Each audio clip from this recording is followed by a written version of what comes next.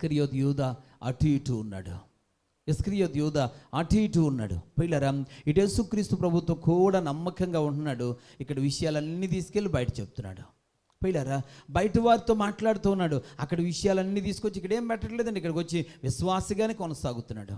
ఇక్కడ నమ్మకమైన శిష్యుడిగా ఉన్నాడండి. యేసుక్రీస్తు ప్రభు వారు అతన్ని ఎంత నమ్మాడు అని అంటే అతన్ని ఒక శిష్యుడిగా కోరుకున్నాడండి. పిల్లలు, అతన్ని శిష్యుడిగా కోరుకున్నాడు. యేసు ప్రభుకి 12 మంది శిష్యులు అండి. 12 మంది శిష్యుల్లో శిష్యుడు అనేటువంటి స్థాయిని దేవుడు ఇచ్చాడు. మొదటేమో విశ్వాసి అనే స్థాయిని ఇచ్చాడు. ఆ తర్వాత విశ్వాసంలోంచి శిష్యుడు అనేటువంటి స్థాయిని ఇచ్చాడు. శిష్యుడు అనే స్థాయి నుంచి ఇంకా ఏ స్థాయి పెంచాడు అని అంటే అతడు క్యాషియర్. పిల్లరా, ఆ యొక్క ఇస్కరియోతు యోధాకి డబ్బులు వసూలు చేసిన తర్వాత డబ్బులు ఉండే సంచి కూడా యోధాకి ఇచ్చాడు దేవుడు. దేవుడికి స్తోత్రం, హల్లెలూయా. అంటే దేవుడు నమ్మాడా లేదా? ఎవరినైతే నమ్ముతారో వాళ్ళకే డబ్బులు ఇస్తాడు. ఆ డబ్బు సంచి వాళ్ళ దగ్గరే ఉంటుంది. యథార్థంగా కరెక్ట్గా లెక్కలు చెప్పేవాడి దగ్గరే డబ్బులు ఉంచుతారు కదా. పిల్లరా, ఇస్కరియోతు యోధా నమ్మకస్తుడుగా దేవుడు ఎంచాడు. నమ్మకమైన వాడు కనుకనే 12 మందిలో ఇతడు నమ్మకస్తుడు అనే ఆ డబ్బు సంచి కూడా ఇచ్చాడండి. అంటే మూడవదిగా అతనికి ఆధిక్యత కూడా దేవుడు ఇచ్చాడు. కానీ నమ్మక ద్రోహం చేస్తాడు. ఎలా అంటే బయట విషయాలన్నీ ఇక్కడ విషయాలన్నీ పట్టుకెళ్ళి బయటికి ఎప్పటికప్పుడే ఇక్కడ ఏం జరుగుతుందో పిల్లరా తీసుకెళ్ళి బయటికి అక్కడ చెప్పేసి అక్కడ ఉన్న వాళ్ళందరికీ కూడా గుట్టంతా ఇప్పేవాడు అనమాట. యేసు ప్రభు ఏం చేస్తున్నాడో, ఎలా చేస్తున్నాడు, ఇవన్నీ కూడా బయటికి వెళ్ళి చెప్పేవాడు. చివరికి 30 వెండి నాణాలకి యేసు ప్రభుని అప్పగించేయడానికి కూడా వెనకాడలేదండి నమ్మకస్తుడు. ప్రియ సహోదరి సహోదరుడా, ఈరోజు కూడా కొంతమంది దేవుని బిడ్డలైన వారు సంఘంలో ఉంటారు. సంఘంలో ఏం జరుగుతుందో అవసరం లేని వాళ్ళకి పట్టుకెళ్ళి చెప్తూ ఉంటారు. ఇది విశ్వాసిగా నీకు లక్షణం కాదు. విశ్వాసిగా నీ పని కాదు అది. నువ్వు క్రీస్తు చేత రక్షించబడినటువంటి క్రైస్తవ సంఘం సమాజం అని అంటే ఇది ఒక గుట్టు కలిగినటువంటి స్థలం. ఇది పిల్లరా, ఈ స్థలంలో చెప్పబడిన విషయాల కొరకు నువ్వు కన్నీరు గార్చి ప్రార్థన చేయాలి తప్ప ఇక్కడ విషయాలు ఎక్కడికి బయటికి తీసుకెళ్ళకూడదు. కానీ కొంతమందికి ఆ లక్షణం లేదండి. ఇవాళ గుళ్ళో ఏం గొడవ జరిగిందంటే వాళ్ళు అలాగన్నారు, వీళ్ళు ఎలాగన్నారు, పట్టుకెళ్ళి ఈదిలో మాట్లాడడం అండి. అవసరం లేని వాళ్ళతో మాట్లాడడం, అవిశ్వాసులతో మాట్లాడడం. పిల్లరా, అక్కడ దేవుడి నామాన్ని అవమానపరిచే వారి దగ్గరికి వెళ్ళి మాట్లాడడం. వాళ్ళు ఏదో ఒక మాట సంఘాన్ని అంటారు, నీకు తృప్తి అయిపోతుంది. ఏదో ఒక మాట దైవజనుని అంటారు, నీకు తృప్తిగా ఉంటుంది. యూదాకు అంతే కదా. మరి యూదాకి ఇక్కడ సంగతులన్నీ పట్టుకెళ్ళి అక్కడ చెప్తే వాళ్ళు ఏదోటి అనేవారు, యేసు ప్రభువుని ఏదోటి అనేవాళ్ళు, లేక అక్కడ ఉన్నటువంటి కూడా ఉన్న వాళ్ళని ఏదోటి అనేవారు. అంటే వీళ్ళకి తృప్తి అన్నమాట. యూదాకు తృప్తి అయిపోయేది. ఈరోజు నీ పరిస్థితి అదేనా? నువ్వు అలాగనే ప్రవర్తిస్తూ ఉన్నావా? నేను మీ సంఘానికి చెప్తున్న మాట ఏంటో తెలుసా? నువ్వు సంఘములో జరుగుతున్న ఏ సంగతి కూడా చెప్పండి బయట వారికి చెప్పాల్సిన అవసరం, ఆర్చేవాళ్ళు కాదు, చెప్పాలి నీ నోటితో ఒప్పుకోవాలి, నువ్వు తీర్చేవాళ్ళు కాదు. ఎవ్వరికి చెప్పాల్సిన అవసరం. ఎవరైనా ప్రశ్నించారా, నువ్వు కూడా సంఘానికి రా, నీకు తెలుసుద్దని చెప్పు. దేవునికి స్తోత్రం. నీ వలన ఒక వ్యక్తిని సంఘానికి నడిపించు. నీ వలన ఒక వ్యక్తిని దైవ సన్నిధికి నడిపించు. నీకేమైనా సంఘంలో విషయాలు నీకెందుకు? నువ్వు నా తండ్రివే కావచ్చు, నా తల్లివే కావచ్చు, నాకు సమీప బంధువే కావచ్చు, నా రక్త సంబంధమే కావచ్చు. కానీ నాకులా నువ్వు సంఘానికి రావట్లేదే, నాకులా నేను ఆరాధించే దేవుడి దగ్గర నువ్వు రావట్లేదు కదా. కాబట్టి సంఘములో విషయాలు నీకెందుకు అని ఏనాడైనా ప్రశ్నించారు ఎవరైనా? ఆ బయట వారికి తెలియకుండా ఎప్పుడైనా గుట్టుగా ఉండడం చేయగలిగారా? ఎప్పుడు పిల్లరా బలబల మాట్లాడేసి వీధిలో పెట్టేసుకోవడమే. అడిగే వాళ్ళందరికీ తెలిసిపోయేలాగా, అడగనోళ్ళకు కూడా తెలిసిపోయేలాగా ప్రతి విషయాన్ని వీధిలో పెట్టేసుకోవడమే నీ తీరుగానే. ఏనాడైనా గుట్టుగా ఉండగలిగావా? ప్రియ సహోదరి సహోదరుడా, క్రైస్తవ సంఘాన్ని అవమానపరచడం దేవుని బిడ్డలకు లక్షణం కాకూడదు. దేవునికి స్తోత్రం.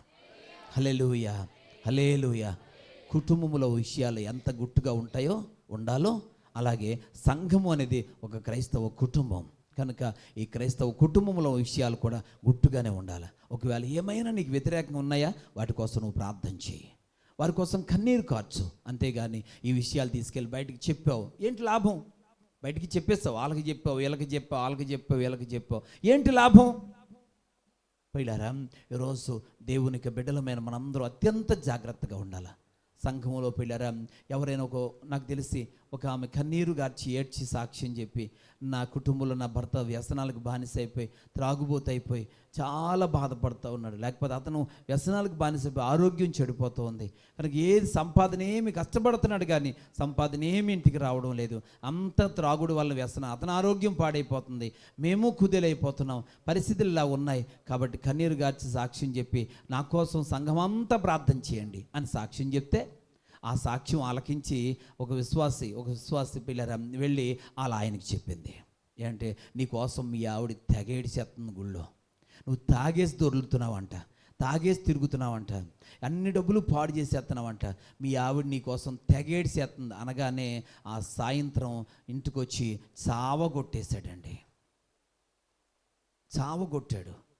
పిల్లరా, ఇది ఆ వ్యక్తి మీద నీకున్న ప్రేమ.